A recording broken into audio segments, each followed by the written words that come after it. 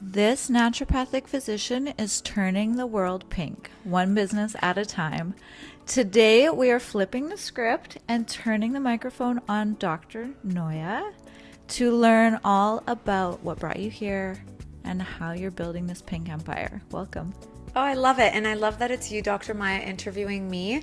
I did figure that this would be a nicer way to have an intro than just me talking. And I know that you'll have some fiery questions for me. So I'm super excited to do it this way. And I've never been on this side of the interview. I know this is a bit of a different role for you, Yeah. but I think everyone will be excited to hear what brought you here and how you've built what we see today, this incredibly successful empire of businesses that have all come together and continue to grow. I don't think you're done yet. No, definitely not. I mean, I love what I do, and I have a lot of energy and drive towards it. And I think all of us can say that we've all been in a job where we don't want to get out of bed and where it actually drains our energy. And I find my life and my daily routine is filled with the things that I love to do. I absolutely love to inject, and I love to work on the aesthetic view with a marketing team of a brand. And definitely there's no stopping. So for anyone who doesn't know, it seems like this business really started with Caviar Skin Clinic. That was kind of the first venture for you, and I wanted to get a sense of why, or how did you, as a young woman, have the audacity to open a aesthetic clinic in an area that a lot of people would say is saturated. We're in Yaletown. We're surrounded by aesthetic clinics. Vancouver in general has a lot of aesthetic clinics. What made you think you could do it? Oh my God. So right when you say that, I'm like, the kind of thoughts and the feelings that are being evoked right now, I didn't even think about that, let me tell you. But sure, I do have some audacity. And I will say naturopathic medicine, which is what my designation is by trade. I fell into it. It wasn't something that I chose. I do feel that it chose me. And the way I got into naturopathic school was very seamless, and everything just fell in alignment. And when I started, I had no idea I would be in the cosmetic or aesthetic or injectables realm. I don't even think we were approved to do aesthetics at the time that I started, so it wasn't on my radar. And I remember I always knew I would open up a clinic. That, without a doubt, was my vision. Did I know it would be pink or called Caviar Skin Clinic or be in aesthetics? No. But my vision has always been a very strong, and that's one thing that I do have to really be extremely grateful for. I remember being in university and you'd be like, what do you want to do after university, or where do you want to go? And literally 99.9% of students would say, I don't know, I'm just going to take some classes here. Maybe I'll take a year off, go to Australia. And I was like, no, I'm opening a clinic, I'm opening a business. I had no idea what that meant. But I knew that that's where it would be. And I must have been in third year or fourth year. I was like, we had to get preceptor hours and shadow other naturopathic physicians or other people that are related in the alternative health. And so I was like, I'm only going to shadow business owners. I'm going to learn how I want to practice. Why would I shadow anything else? So my mentors at the time, who I preceptored with, all owned businesses. And once I got to know them a little bit, one was into aesthetics and dabbling. It was pretty new. And the doctor was like, okay, would you like to be a model? And I was like, okay, absolutely. And given that it's at a time that I'm stressed, depressed, anxious, I have insomnia, there's a test every day. You remember school. And so I'm like, I feel like I've aged 5 years in like a 6-month period. So when I got an offer, okay, want to be a model before and afters for aesthetics? I was like, sure. So the procedure I got done was cheek filler. I kid you not, I've always been like oval, long, kind of like skinny looking face, I would say. And I got cheek filler placed. I had cheekbones. I had contouring. I was like, I don't even need to contour anymore. I just saved myself 20 minutes on blush and the whole contouring thing. And so I got the procedure done. I was ecstatic. I felt like, oh my God, I've reversed like 5 years of aging. Not literally, but in what I felt, how I felt when I looked in the mirror. And I would wear my hair in a high ponytail every day after that because I was like, oh, my cheekbones look so good. I don't want hair in my face. And from that moment, I was hooked. Like literally, I was like, I need to learn more. This is amazing. Before you would only hear about celebrities turning, 40, 50, and then getting surgery. This was a whole new world. I had never gotten Botox. I had never gotten filler or lip filler. This was my first experience. And fast tracked after graduation, I started at a clinic. I had a friend who was opening up a clinic that involved multidisciplinary. So think physio, chiro, and then the aesthetics. And then I was in charge of building up the aesthetic side. So I had to figure out what we needed, what supplies, what ordering. I was in a room by myself, basically like, go. And this was one aspect of business I had no idea that I would be involved with. I just thought I was going to open up a clinic. Life would be great. I didn't realize, like, oh my goodness, I need to even figure out like what size needles I need, what kind of room setup, what kind of disinfectant. Like there was a lot that went into it. And this wasn't even my clinic to start with. And so I'm building this up and I'm alone. I have nobody to ask questions other than some mentors, but I didn't work with any other naturopathic physicians or nurses or MDs that were in aesthetics. So I kind of was just doing it. And after about a month, my first month after graduation, I was pretty sad when I looked at my first paycheck. I believe it was like $500. And I was like, oh yeah, patients aren't going to line up out of the door. People don't even know you exist. Only your friends and family, but they're not going to line up and pay full price for your services. At least, that's what your perception is in the beginning. And I knew I had to make a radical shift. And someone had told me, you know what, if you want to succeed, spend 1 hour a day on the business. I literally took it literally, and I would set a timer, 1 hour, and I wouldn't let anybody disturb me. I'd lock myself in my room, and I'd be like, I'm working on stuff, whether that's calling the 3 patients that I had, following up, asking how their treatment was, posting something on Instagram, or making a kind of an email template for a campaign and emailing patients, and just anything, before and after photos. And literally within a month, I realized the power of focusing on the business, which is not anything that we had learned. And from there, it was exponential growth month by month. And I had outgrown the space. And I had told them from the beginning that I would open up my own clinic. Like that was my dream. And I think a lot of that dream actually came from like the aesthetics in terms of not injecting, but in how I wanted the clinic to look, how I wanted people to feel when they came into the clinic. Their branding was like blue and it was a different name and it wasn't my vision. So actually the branding and the building a business came out of wanting it to be the way in my mind, how I want it to look, how I want it to feel. And that drove me. And it was about pandemic time. I believe I had signed the lease December 2019. No, 2020. What are we in now? Somewhere around there. So I've had it for the space for a little bit over 4 years. And it was still kind of pandemic time. I had outgrown that space, and it was about a 45-minute drive away from where I live. And I decided I didn't want to commute anymore. I was exhausted working 7 days a week. Even though I loved what I do, it was the drive that I didn't like. I rented this little, like, I don't know, how big is a room, 200 square feet? And I was like, I'm just going to do it on my own and figure it out. And I had this little room.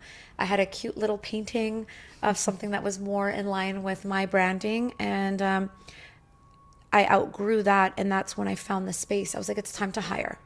It came naturally. And this space wasn't even listed yet. I actually happened to have a realtor that was looking, or I had called a bunch of places from signs I saw, pretty basic. And I ran into a girl that I had went to doggy daycare with, and she was a commercial realtor. And so she's like, are you looking for a space? I was like, oh my God, hi, nice to see you. And she's like, we actually have a space that's not even listed. It's going to be listed in a few days, but do you want to come check it out? And it was like a sugaring or wax studio. It was already all pink, which was actually kind of by coincidence. And so I saw the vision and I was like, absolutely, this is the spot I'm in. Like, I want to rent this location. I didn't even think, oh my God, there's a clinic 2 doors down. There's another clinic on the other side, 1 door down. There's a clinic 1 block away. There's 2 clinics on the next street over. That didn't even cross my mind, to be honest. The excitement I had for like, the vision is so clear. I was sold. I didn't think of any of that. There was no audacity in place. Well, it sounds like sometimes just keeping your eye on your vision is better than considering all these reasons why it won't work. That if you, it sounds like you led with intention of if that's the vision, this is the dream, things are falling into place. You didn't really then sit around and think, let me think of all the ways this isn't going to work, or get in your own way. Did you feel like everyone around you had that attitude too? Like they were cheering you on? Or were there people that were like, hey, have a seat, think about all these reasons why this might not work, Yeah. or think about the negativity. How did you feel about the people surrounding you? You know what? I would say, like, my upbringing, of course, is a little bit different than today. And I felt like as a child, I was always a big dreamer. It wasn't like what I'm going to do tomorrow. It's like my vision was like at step 20. I didn't think about step 1, step 2, step 3, step 4, all the way through. I was like, I know my end goal. And I feel like subconsciously, that actually helped me achieve it because I always had the big picture in mind. Whereas I feel today I see a lot of people, especially the younger generation, it's almost like the anxiety paralysis of, oh my God, but where am I going to find clients? And oh my God, what print shop do I use to print cute flyers? And oh my God, I have to make a website. And oh, what name do I need for my brand? Like they get so caught up on the initial stages of things that their idea never comes to fruition. It just kind of sits in their heads or amongst the conversation of their friends. And for me, I'm like, do first, figure it out later. Like the steps will come naturally. Like you'll know what you need to do. It will come to you. And I don't know where I got that from, to be honest. When I look at my upbringing, I was raised by my mother, who was an immigrant from Iran, and she came to Canada at 19 years old and then had me shortly after. Didn't speak English, had to work a minimum wage job, and kind of put herself through that. So I feel that she is the reason why I am who I am today and why I kind of have that way of thinking. And I think it came from seeing her struggle more than anything, than having an example of what I wanted to emulate. It more came from like having the opposite, seeing my mom work tirelessly and being exhausted and working 6-7 days a week at times, and she still, I don't even know to this day, still managed to have fresh cooked Persian meal. Persian, these sometimes take like 2 days to prepare. Fresh meal for me every evening.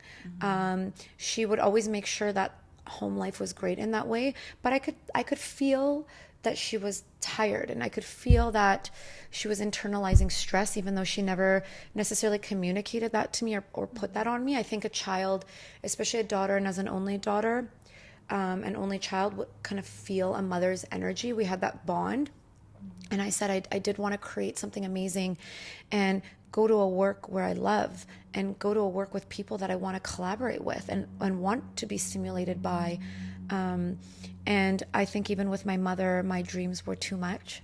I feel like that was a lot of feedback I was given as a child. Oh, that's too much. And okay, just not right now. Or like, okay, relax. And I think it was just my vision or my dreams, even as a child, were very overwhelming to other people, because I think they would think about steps 1 to 20. And whereas I skipped that almost. And it was an absolute blessing, and I'm so grateful for that. And I always knew the direction. And of course I have fear, but that almost surpassed. And then I would have little blips of being challenged because my dream was so high as a young person, and as a young woman. I think it wasn't a time where most people were ready for that or used to that, not in my surroundings. And so I remember being in school and I had a teacher, a supervisor in the clinic. And I had come into the clinic as a patient at my own school because we got free services or heavily discounted. And I was stressed, depressed, anxious, insomnia. Like I was just all over the place. I was taking like 30 different supplements, trying to just be the best and be the healthiest and green smoothie. And none of it was working. And I was still feeling very high energy and almost like a frantic, scattered brain. And she had mentioned like, oh, why don't you take a year off school? And I was like, do you not listen? Like how hard I am working? Like my body, it just like, I want it. Like my mind is there, but my body was not being able to like meet it at that demand. And I just thought, oh my God, I can't believe that she's saying something like this. Like this is my dream. Like I am living my dream. I've already done my 4 years bachelor's of science, and now I'm finishing 4 years of naturopathic medical school. I can't even believe you're saying this to me. I'm almost done. Like I took so much offense to that. And she had said like, oh, I'm surprised, you know, I always notice that children of immigrant families just seem so driven, like they don't want to let go, they don't want to have a rest. And I was like, absolutely not. Like I'm so close, I just need to finish, then I will be doing the things that I love. Whereas right now I'm working full time in whatever position I could get in admin and going to school, but school is my dream. Like I've spent so much money, time, energy committing to this, and you know the same thing, you've been through the same thing. And those little blips kind of just like almost like aggressively like pushed me to be like, absolutely not. I'm going to finish. I'm going to make sure. I'm going to figure out the high level of stress and adrenal fatigue that I'm experiencing, which obviously it's contextual. Like I'm in school. We have a test every day. It's hard. And I just decided at that moment, like I'm not taking time off. Like I'm going to keep going. And it was all those little resistances or challenges that I was met that made my vision even that much stronger to do it. I wasn't going to take no for an answer or any break for that matter. When it sounds like there was a lot of opportunity where you could have made excuses or used that feedback as an excuse, a great opportunity to say, yeah, I am exhausted. You're right. I should take my foot off the gas pedal. I do need more self-care. I could just slow it right down. It is really easy to then see those things as an out of like, oh, good, I don't have to have this pressure on myself.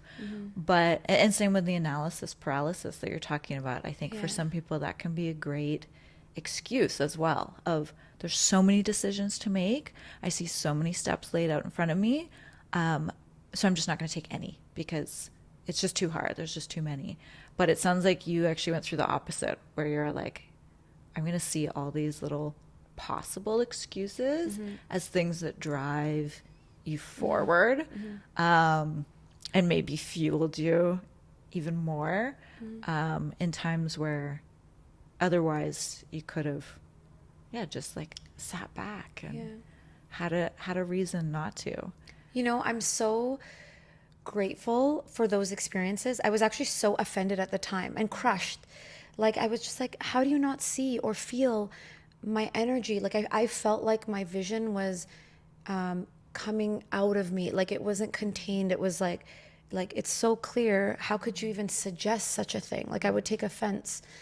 Even when my mother, when I first got accepted into naturopathic medical school, are you sure, Noya, that that's what you want to do? Like almost like questioning it. And I thought, my goodness, I just sat here for an hour and talked about how excited I am. Like, do you not see what I see? So I kind of grew up very independent in my way of thinking for that way. And had I listened to any pressures or let that kind of influence me in a way of kind of backing down, I would have had a lot of regret, or my life would have taken a very different trajectory. But I do believe we do have an internal rhythm and an internal intuition that say, this is the box of the vision that I have for myself. And because it's so clear, it's normal to be faced with challenge, right? You can't have support without challenge. And if you expect 100% of people around you to support you, it just doesn't exist.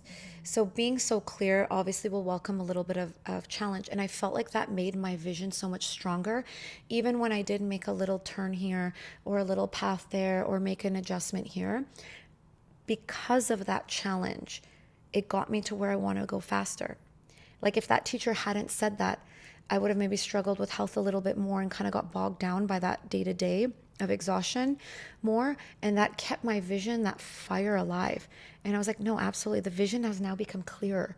So now instead of one thin layer of paper around the box, I've got like steel around it that this is my vision and I'm going for it no matter what. So I think all those times actually influenced me to get there faster, and also be a little bit more, you defend your position more.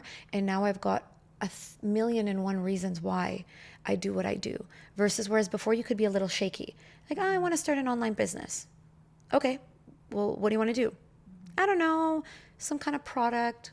Okay, well, edible, non-edible, product with an expiry, not an expiry, electrical, non-electrical. Like there's a lot of things. And if you're challenged without the vision, I think it can just totally overwhelm you and then you kind of just give up on it.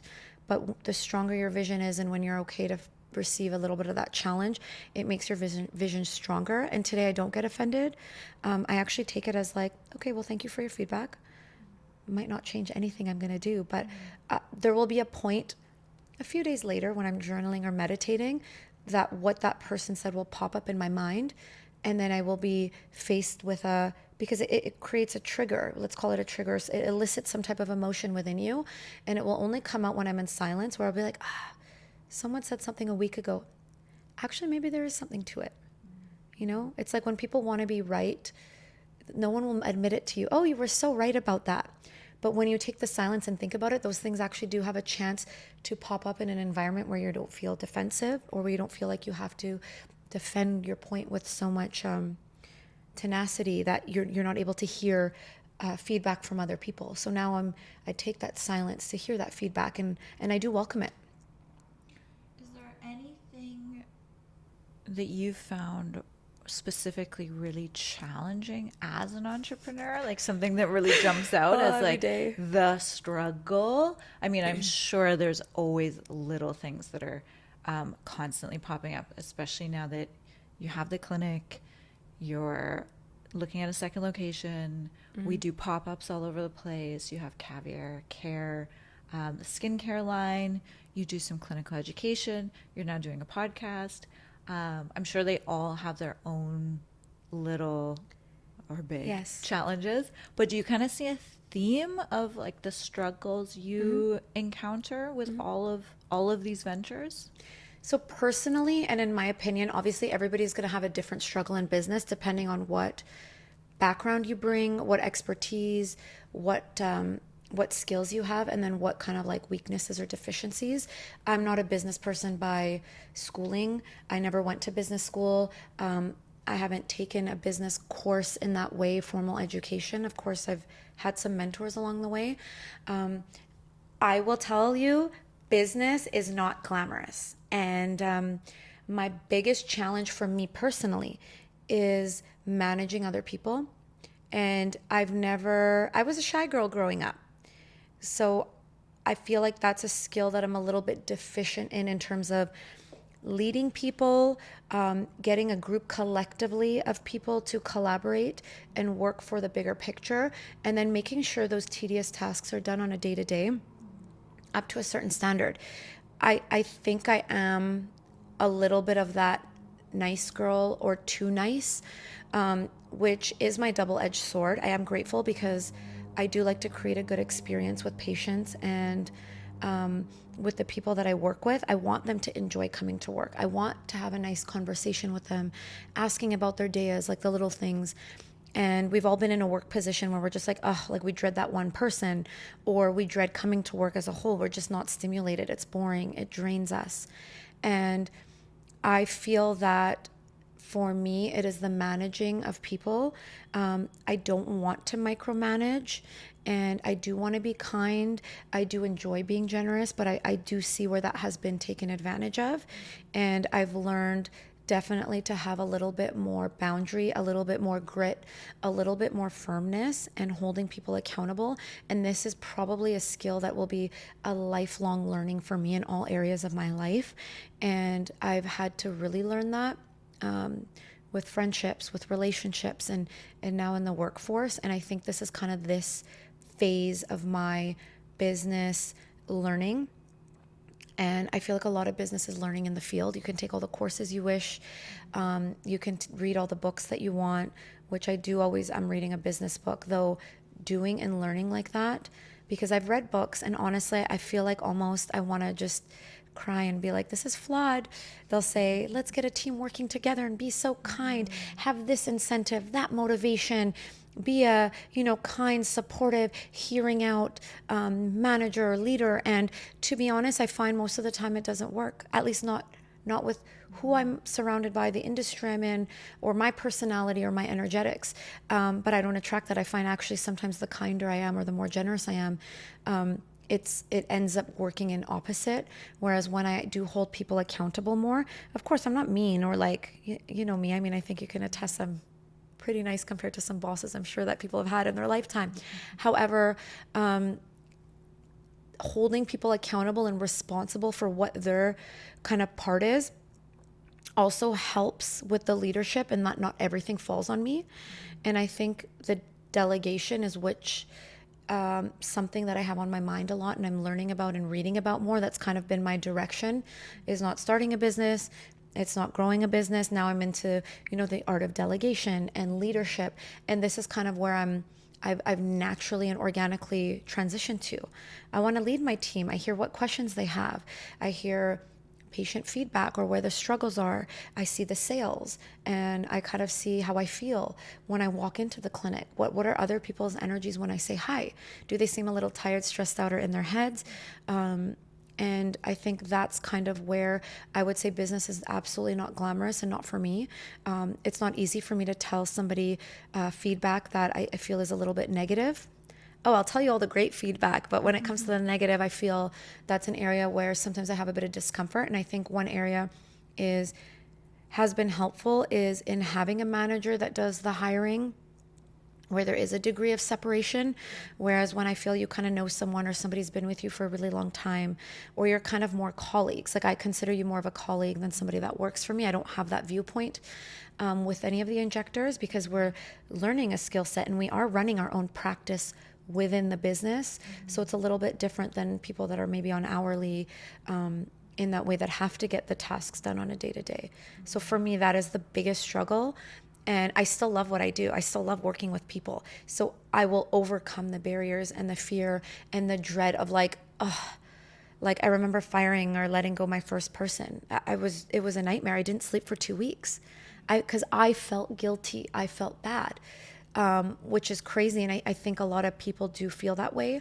And it's maybe an unspoken part of business, and it might be with the female masculine dynamics, whereas typically business was once considered a very masculine role. And I think energetically it is masculine, even if you're a female doing it. And I'm not a shark in that way. And I'm not a cutthroat where I can just go, you're fired and, you're done, or you're not meeting the demand. I do care about people, and I do care about the people that have committed to working with me for the bigger vision. And I do appreciate that. So I think that's an area that takes a little bit more effort and time. And I think this is an area definitely not talked about in business. I definitely haven't read any books about this. And you're either, okay, you have the business acumen and you're good at it, and you don't have the emotions with it, and it's very logical and cut and dry and black and white. And I don't work that way. I'm a very emotional person. I'm very sensitive and in tune. So for me, it doesn't jive with me to just let someone go or be like, hey, you're doing this wrong. Like I do like to have that conversation of like how this helps the collective. And I think sometimes I still have to remember to have the accountability aspect of, hey, this is the task. This is the standard operating procedure. This is where you can find it. You've been here this long. We've gone through X training. So that is the boring tedious, mundane thing about business that I think a lot of people get into it and don't realize. They have an idea or a product or a service, and they might be so amazing at it. But how do you get everybody else to be so amazing and care about it as much as you do? Absolutely. And especially when you have such a good work ethic, as I know you do, you can fall into that trap. I know I do. I fall into that trap of thinking everyone is going to have that same drive or work ethic or standard for themselves. And that's not always the case. And that's tough to realize as well, that you're like, oh, I'm trying to surround myself with people that I can just assume are going to get the job done. And then realizing you have to actually try to motivate them to get the job done. It's not just this inborn characteristic that they have. I see that is a great challenge, and that's a completely different set of skills than that entrepreneurial spirit, which is innovative and creative, and you get to have the vision and invent new things. That's the really exciting part. But it seems like there's so many skills involved with business that you can be really good at one part, and then of course there's going to be some other area that you struggle with. I don't know any entrepreneur that feels like they've got it all in the bag. Is there anything you find that having all of these businesses on the go, is there anything you find personally really a struggle with balancing work and I mean, is there balance? Okay, so I will tell you one thing. Absolutely, I have balance, and I didn't have that naturally. I actually had to work really hard at it. And because I'm normally a go, go, go, do, I always had to be busy, which kind of took my transition into actually having more pockets of silence, meditation. I've had many mentors along the way and coaches in that way that have taught me, a busy mind actually benefits the most from silence, and that kind of like, without labeling, but that like ADD type of brain that sometimes we kind of say, oh, I have ADD and I like to do and I like to be busy and that's just how I work. You know, actually they do benefit the most, and having been somebody like that does benefit the most from pockets of silence and having balance and creating that belief system of I do allow it all to come to me. I saw my mom work really hard, so it makes sense that my mentality was like, I gotta work, and I can't relax, and I have to work, and if I don't work, I'm not gonna get ahead. And it created this cycle of just overwhelm. And I noticed that every 5 years, I would just get into overwhelm and then absolutely go into this state of complete, like from sympathetic to dorsal energy, where it's like I didn't want to move, I didn't want to do anything. You couldn't pay me to do anything. I was not motivated, quote unquote. I say quote unquote because it's not about motivation. It's just what my energy dynamic was at the time. Internally, I was motivated, but just the overwhelm of my body of just being weighed down, I couldn't. I was like paralyzed. And I would repeat that burnout about 3 times in my life where I said, I'm done. I cannot do this anymore. And one of my coaches had taught me about silence, and I do 10 minutes of silence every day. I have a full power hour I do every morning. Of course, sometimes I miss a few here or there. I'm traveling or things get busy, but I do carve out the time, and that has created so much balance in my life. So I do 10 minutes of silence, meditation, 10 minutes with music. I usually put some kind of sad, like piano or some type of instrumental classical music is kind of what elicits some emotions to come out that are buried in there deep. They just need an avenue to kind of come out. And I think as women, especially women in business, it's so important to still remain feeling centered. I am a feminine, more on the feminine side. Of course, business is masculine and whatnot, but I do in my personal life like to be highly feminine, and making sure and carving time to connect with that femininity and the feeling side helps. And then I do my journaling, 10 minutes journaling, 10 minutes reading, 10 minutes of my mission statement. Everybody needs to have a mission statement. Mine, when I record it, is 8 minutes long. I listen to it every morning, whether I'm in the car or walking my dog. It goes through every avenue of life. What I would like for my relationship, what I would like for my friendship, my social life, family life, what I like for my mental, emotional health, physical health, business, in terms of like vocational and career satisfaction, and then also the amount of like financial and resources. I listen to that every morning, and that really guides me in what I do. This is how I have balance. When it comes to having all of these things on the go, all these different kind of separate companies, separate entities that all also tie back in together, did you have that as part of your vision? Did you really specifically know that you wanted to do a clinic and skincare and education, or was the clinic kind of the big vision, and then everything has just kind of branched out from there as the opportunity has come up? Yeah, so I think that early on, when I was in naturopathic medical school, we're learning about herbs and botanicals and supplements and nutraceuticals, which was so fascinating because, everything we learn is associated with the human body. So every single lecture, I'd be like, oh my God, I need that. Oh my God, I want that. Oh my God, hormone balancing, like I want that too. Oh my God, vitamin C IVs, like everything I was obsessed with. Like it was just this crazy thing because I went into something I had no idea really what naturopathic medicine was about. And so as I was learning that, I lived with two girls that were in my class, and we had a townhouse, and it was so cute. And me and one of the other girls, she was very much into botanicals, and she was in conservation, and so she knew every plant. And we would learn the plants in school, and we decided, we have all these cravings. Like I am a chocolate girl, dark chocolate all day, every day, sweet, not salty. And so we started making our own chocolate at home, cocoa powder, cocoa butter. And with the things we were learning in school, it was like, how can we make this healthy? So we would use stevia or like xylitol or try to find different monk fruit sugar and things. And we were like, okay, how can we make this even better? And we would add botanicals. We would get powdered herbs like rhodiola, chamomile, and we would put them in the chocolate. And we kind of started this early on. And I thought, wow, I would love to have a makeup line. It started as like makeup was kind of my first thought.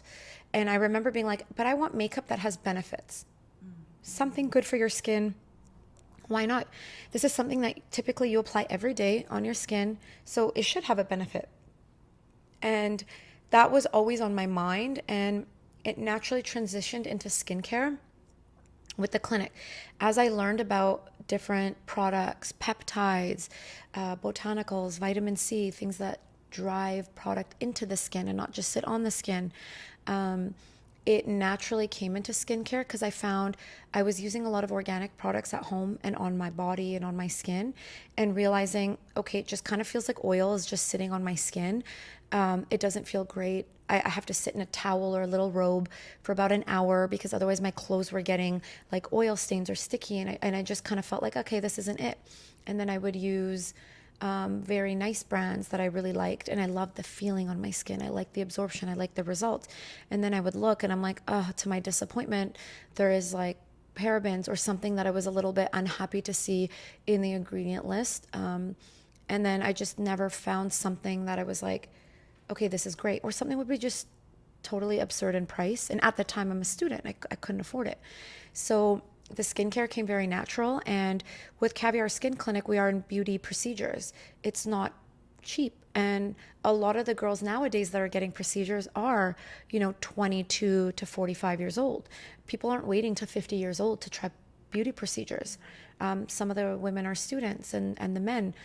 And so creating Caviar Care came very natural.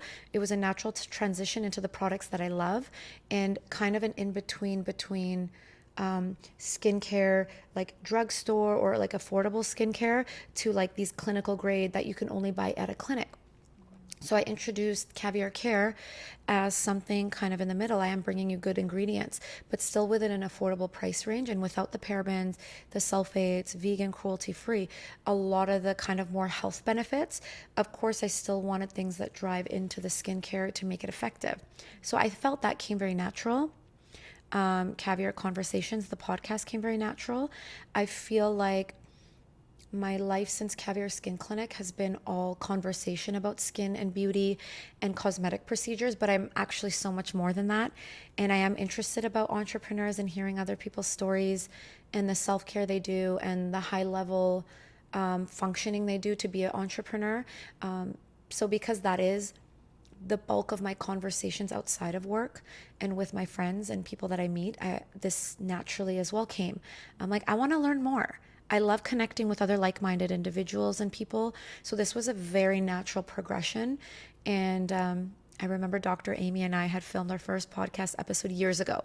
Like we filmed it as like webinar, like what is it, webcam back in the day, and we had no idea how to even get on Apple.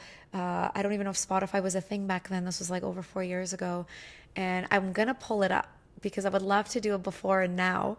And we would just laugh, and we were like, oh my God, can you imagine? We had no mics, we had no cameras, but we just wanted to talk about our interests. So 4 years later, this just came really natural. It was always on the background of my mind. It was just about when is the natural progression that you have time to do so and take a step away from the actual business and physically being there on a day-to-day, and then doing these other things and these other passion projects that happen to be in alignment. Is there anything that you feel is next? Do you have an inclination yet Yes. of what is coming down the pipeline? Or are you just waiting and seeing like what naturally kind of evolves from here? So for someone whose vision is always strong, I already know where I'm going, what I would like. If it changes along the way, great. But I always know, or have that sense of like, I have a purpose. I know where I'm going. So with the skincare line, with the Caviar Conversations and the podcast and connecting with entrepreneurial and like-minded people, as you know, I am working on kind of injector courses and some training that I would like to come out, because I have done a lot of training and I realize there is a very high value to that. I had gone to somewhere to get some work done before I had you lovely ladies working with me who now do all my beauty treatments. I had gone somewhere and asked for jawline filler. And I got this procedure done and I was actually quite upset. So initially, fine. I go home, I'm like looking in the mirror and I'm like, something is off about my face. I didn't like it. And I was like, oh my God, goodness, I look kind of masculine. I felt like my jaw was a little bit wider, or just it didn't sit right. It wasn't horrible by any means. It just, I was looking at myself and I wasn't 100% satisfied. And that's when I kind of took a turn of like, I am looking on Instagram, I'm seeing all these beautiful people, they're getting work done somewhere and they're getting jawline filler and it looks a certain way on them. Where are they getting this done? And I kind of naturally, in my research and my quest for that, drew me to Europe, and it drew me to Russia specifically. And they get beautifully aesthetically pleasing results. And I kind of realized that here is a little bit conservative in their look, in their aesthetics. They're not really with the trends or with the times.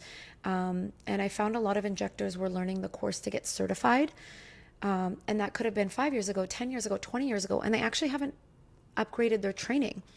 But just like in medicine or just like in science, things evolve so quickly year to year. And even in lasers, there are new machines every year and they even upgrade the technology year to year. So why are we not adjusting our techniques as injectors?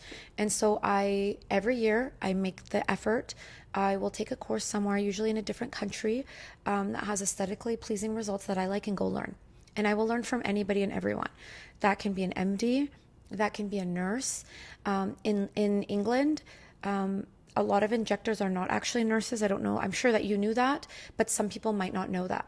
And but they come with a high level of expertise on the trend, on the aesthetic look. So I will take some training courses with them. Of course, we already come with a huge knowledge of anatomy, of physiology, of safety, of health. So I would recommend that only for advanced injectors.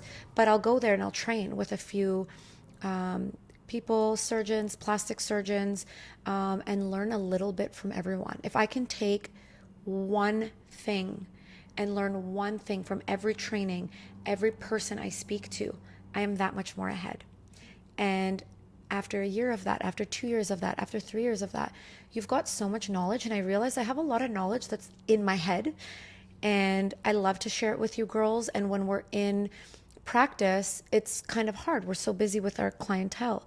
So that's where the kind of training is going to come next. And I think that's an area where I would love to give back to other injectors, other estheticians, and kind of just bring in all those pieces where some of it's not my original knowledge, but taking a little bit here, taking a little bit there, taking a little bit of there, and learning from some of the great injectors and estheticians of the world, and bringing little pieces of that and making it my own in the combination of those.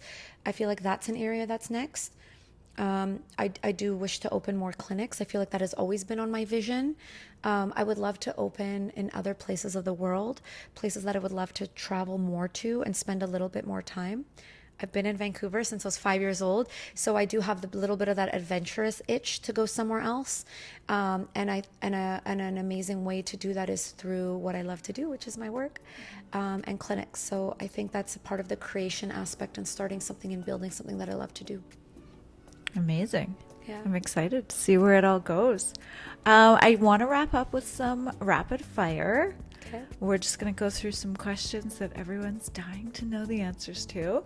Specifically, I want to know what you mentioned your power hour, which I love, but I also want to know specifically, is there something in your evening routine that you can't live without? Okay, evening is a little bit harder. So I'm not as consistent, but I have my evening journaling routine. So I have the same questions I ask myself, and I'll answer those. And then also I do love tea. So I will have, what's the bergamot? Earl Grey. So I'll do kind of like a London fog, but with Earl Grey tea, unsweetened almond milk, a couple drops of stevia. Those are the two things where I just kind of sit with myself, and I spend time with my partner in the evenings. I always unwind.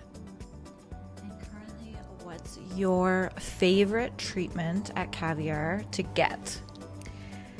Okay, so I am obsessed now with biostimulators. So it used to be filler, until I overfilled my cheeks, and now I love both Radius and Sculptra. I love biostimulators because they're stimulating collagen and elastin, and it's not a lack of volume that I feel that I need. It's more like we all want to lift and we want our skin to be like taut. And so I love it for that. I feel like my face is already contoured, but to maintain the elastin, maintain the collagen, that's without a doubt my favorite treatment. I have something coming up with you soon for a little bit of Radius. And is there a healthy habit that has nothing to do with anything you put on your skin, but is there a healthy habit that you do that you find really affects your skin in a positive way? Yeah, absolutely. So I'll always try to do gluten-free, dairy-free as much as I can. I was very strict on it for 3 years when I had eczema, but now I've been cleared of eczema for over 8 years, and so I'm a little bit more lenient. But that is the number one thing I will say where my skin is glowing, it's brighter. I will have made no other changes, and people will compliment my skin. They'll be like, "Oh, your skin looks so great," and I'm like, "Oh, I haven't even done a treatment." But I think it's not so much what you add. Sometimes it's just the thing that you need to take away and let go of, which can work wonders for skin. And those would be the highest inflammatory foods or the highest processed foods. I know some people do the raw dairy and things like that, but it's what's in my presence, and eating out is not that type of dairy, so I just eliminate it as a whole. There's the naturopath in you. Yeah. And last but not least, is there a single supplement, if you can pick one, that you will take every single day no matter what? Okay, so I have two. Of course, I'm not giving medical advice, and let's put that disclaimer out there. But given that my age, that I'm female, that I do want kids, I CoQ10. I'll take ubiquinol in the active form. I take that religiously twice a day. It's always in my purse.